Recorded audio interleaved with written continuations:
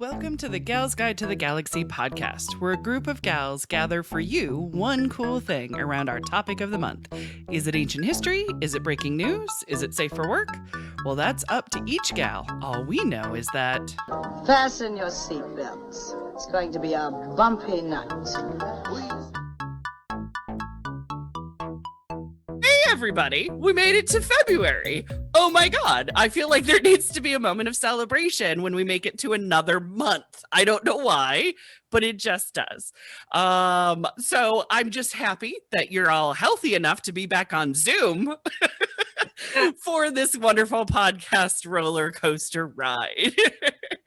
So yay! But February means we've made it to Black History Month, and I'm so excited because this month we get to look at the amazing adventures of Black women in STEM. That's right. Now, I've been seeing lots of reports about how low the numbers are for women in STEM, but according to a 2018 study by UC San Diego, the numbers are on their way up. So that is a good sign. It's just really slowly. So there's definitely some cheerleading that we can do because there are some mind-blowing women in STEM who need to be held up like the queens that they are, right? Exactly. So I'm going to introduce our glorious listeners to the queens who are on this show, who are going to elevate their STEM sisters. First up, she is a self-proclaimed science nerd, and I will do the glasses thing at the same time of the science nerd, who paints women of history. It's Bonnie Filmenworth, everybody. Yay! Hello. Bonnie, tell the good people what you've been up to. Trying to stay warm. It is getting colder, yes. That is fair. Finding all the heater vents in studios and in your house. And... The heated blanket is my buddy. Oh, heated blanket. Very, very nice. I dig it. Well, next up is a gal who knows how much vegan butter you need in 4 dozen cupcakes. See? Math. That's what I did right there. I figured out math. It's Katie Harris, y'all. Yay! Katie! Katie, what have you been cooking up since the last episode? All kinds of stuff. People seem to like novelty, so we're always coming up with new ideas at the bakery. Sweet. We're prepping for Valentine's Day now. Ooh, maybe a little Galentine's Day too? No, probably not, right? I need to bring that up. Yes. Because right now we're working on Disney couples at the bakery. Yeah. Look at that. Dun, dun, dun, dun, dun.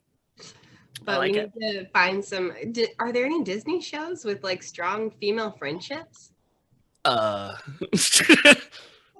I mean, there's got to be, right? There's got to be. But like animated or live action, because there used to be Victorious. I'm trying to think of like when my kids were even younger. Some of the Disney Channel TV shows, maybe. Yeah, that's where they would be. Okay.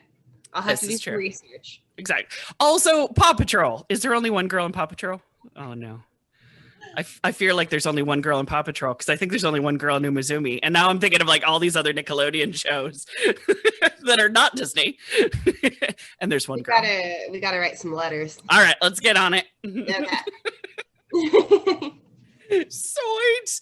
Well, next up, you might remember her voice from our live episode about female filmmakers. Well, now she gets to join us as our guest gal pal spot. She is the STEM coordinator from the Johnson County Library. A very big welcome to Amy Dalton. Yay, Amy! Amy, tell the good people about yourself. Well, I've been a librarian for a very long time. A lot of it was in film and music. And that was really fun. But now, as our STEM coordinator, I get to do a lot of work with all ages, up to adults, little kids, teenagers, everybody. And I get to show them all of our STEM toys and let them play. And it's just super fun. It's super fun to see anyone at any age learn how to use a 3D printer. I mean, I want to play with a 3D printer. My house. I know. Oh, that sounds like fun. Fantastic. Yay. As for me, I am Dr. Leah Leach. I'm the executive director of Gal's Guide, and I've been planning for our Galentine's Day brunch, which we're going to do this, on the lines because everything is still on the lines for a little bit. Maybe next year we'll actually be able to have like a waffle brunch, you know what I mean, sort of thing, little Leslie Note Parks and Rec style. But this year we are going to have an online brunch, and we're going to have a Name That Queen game. There might be drag queens involved, you don't know. We're going to have galentines, we're going to have Spin the Wheel of Mantras, and it's totally free, so go register at galsguide.org to join in our wonderful Galentine's Day celebration. So as the people are registering, because I'm sure that's what they're doing right now, who wants to share their amazing STEM gal first? Well, I like to go first. Bonnie likes to go first. Yes.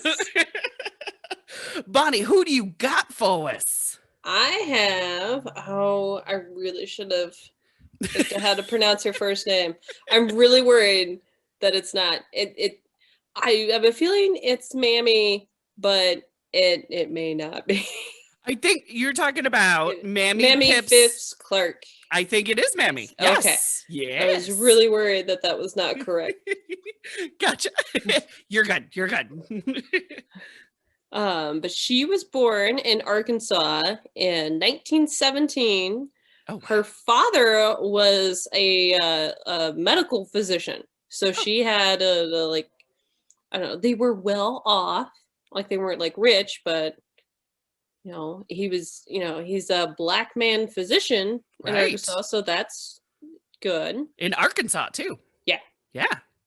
Where she witnessed a lynching at 6 years old. Oh. So not everything's great in Arkansas. True. She attended segregated schools. And when she went to college, she intended to get a degree in either math or physics. But she met a man. His name was Kenneth Clark. And he convinced her to switch to psychology. Was he studying the psychology as well and wanted her in her class, maybe? Oh, I see what he's doing. He was. I know I've got his stuff in here somewhere, but they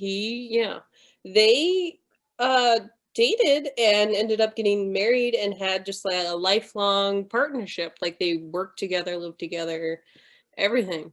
Nice. Her master's thesis was the development of consciousness of self in Negro preschool children. Her words, not mine. Right, exactly. It's like 1940s. But yeah, they took 150 preschool students and presented them with a set of pictures of, I think they just did boys, and it was white boys and black boys, and just images of animals or other objects, and they asked the boys to pick which picture looked like them and asked them to pick out what looked like their brother or other male relatives. Gotcha. And they were trying to figure out at what age do children realize their race. Gotcha. And they found out that it's about 3 to 5. Oh. And especially with the black children, they also associate their race with being like negative. Yeah. They start to develop a negative self-image. Gotcha. Which is heartbreaking. Yeah, at like kindergarten. Right. When she went to get her doctorate at Columbia, she was sponsored by Dr. Henry Garrett, who she later wrote as not by any means a liberal on racial matters. He very much believed in segregation and eugenics. Oh, wow. But she decided to work with him because it would be a challenge.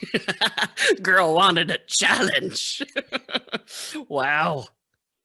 But she graduated and she became the second person to get a doctoral degree from second African American person to get a doctoral degree from Columbia University, with her husband Kenneth being the first. Oh, look at Couple that. goals.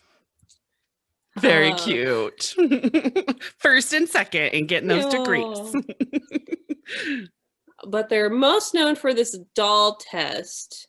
They took 253 Black children aged 3 to 7 years old. Some of them attended segregated schools, and some of them attended integrated schools in Massachusetts.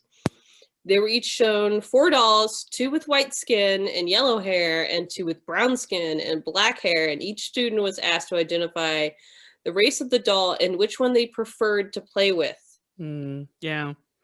The majority of Black students preferred the white doll with yellow hair, assigning positive traits to it. Meanwhile, discarded the brown doll with black hair, assigning it negative traits. Yeah. They concluded that Black children formed a racial identity by the age of 3 and attached negative traits to their own identity, which were, it was from segregation and prejudice.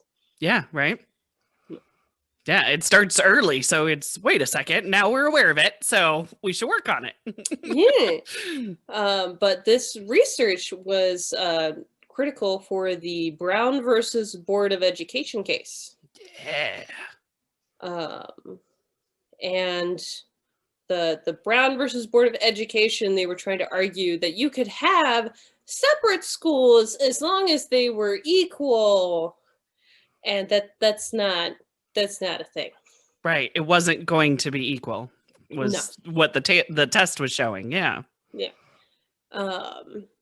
And they ended up opening the Northside Center for Child Development, which was the only facility in New York City that provided mental health services to Black children. But you know what? It existed. That's cool. Yeah. And it's still, I think it's still up and running. I don't know if it's still in the same name. Right. Oh, cool. But she and her husband worked their whole lives. Not that he took credit for her work, but history has gone back and credited him with a lot of the things that she came up with. Right. But it didn't look like that he was trying to take credit for her work. And there, I could not find a biography book on her. Oh. Just like my gal, Alice Ball. Right. So, I know authors, historians, get out there. I mean, I think it'd be great to have a book about the two of them. You know what I mean? There's like books the Clark's about research. like their work together, but there's not like I don't know. I couldn't find that much like stuff about her. Like, I don't know what her favorite ice cream was or anything, you know. Yeah, exactly. A lot of the stuff I found was just, their work together in the board versus Brown versus education. Board of education, yeah. Gotcha. I saw a thing of Anderson Cooper redid this test. I want to say within the last 10 years. To see, because it was such a shocking, you know what I mean, kind of test that he was curious to know what it was. It was the same results, just a couple of years ago. Yeah, I'll put a link to it in the show notes. But it was uncomfortable because you don't, you know what I mean. It's like no, you are beautiful, you are nice, you know what I mean. Choose yourself as the good doll, as the want to play with doll. And it's just heartbreaking where it's like, let's do something about this. Yeah. And some of it, and they were supposed to be like pretty identical dolls. I know I worked with a woman for a long time. She said when she's an African-American woman, and she would say she would purposely buy the white dolls because the Black dolls were just like the way that they were manufactured did not actually represent Black people. Like they were just like they were so just ugly and not like accurate at all. Yeah. Aesthetically, she was like prettier because they seem to care, which is not right. Exactly. Amy or Yeah. Katie, have you guys ever heard of this test or study? I've heard a little bit about it, yeah. Just when I was researching for book club. So, yeah. Really interesting. Let's see.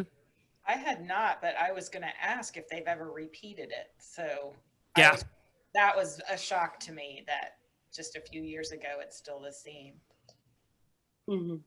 Because you would hope it isn't. You would hope we've gotten better. That culture. I hope dolls have gotten cuter. Right. There's that too, right? Yes. I think they have. I don't. Right. It's been a while since I picked one up, but sure. Sweet. Dot, dot, dot. I didn't cut you off, Bonnie. Did you have more? I'm sorry. No, that's it. She kept working. I think she retired in 79 and died in 83. So Wow, she had a long pretty life much- then. Mm-hmm. Did they ever have kids? Do you know? I believe that they did. I'm just wondering because And I they're think child psychology, you know what I mean, and child development. Yeah. I was just, yeah. Yeah, she knew early on, like, she really wanted to work with children. And Cute. that's part of how he was like, then why are you doing math? I think she was going to go, her idea was then to teach math. Oh, okay. So she yeah, would and- be around children and be helpful in Yeah. children's lives, but he was like, well, you could also just study child development. I believe they had 3, and I Gotcha. think they've all become like teachers or lawyers Aw. themselves. Sweet. Look at that. Making a difference. But yeah, someone needs to write a biography because there's an archive of the papers, but it's called the Kenneth Clark Archives. Oh, I It's see. not both of them, even though I'm sure both of their work is there. Right. Yeah, exactly. Yes. So I'm sure there is stuff out there, especially when it wasn't that long ago. Yeah. See. Well, I also love it that you kind of picked a couple. You know what I mean? Because it's Valentine's Day, and of course No, Valentine's I Day didn't as even well. think You know, about that. but Valentine, it is a cute little, a couple that worked together and lived together, had a family together, a nice partnership. So that's a cute way to kind of start little February Black History Women of STEM Month. I love it. Did you ladies have any questions for Bonnie? Dun, dun, dun. No. All right. Well, then I started it, so I will wrap it up. But first, I need to find the piece of paper that tells me what to say. Well, that wraps it up for us this week. Join us next week as our next gal pal shares her one cool woman of STEM when the Gals Guide podcast continues. Thanks for listening. Woo! For show notes, links, and images from this week's show, visit galsguide.org. Want exclusive stuff like deleted bits and major bloopers? Become a Gals Guide patron today. Thanks for listening.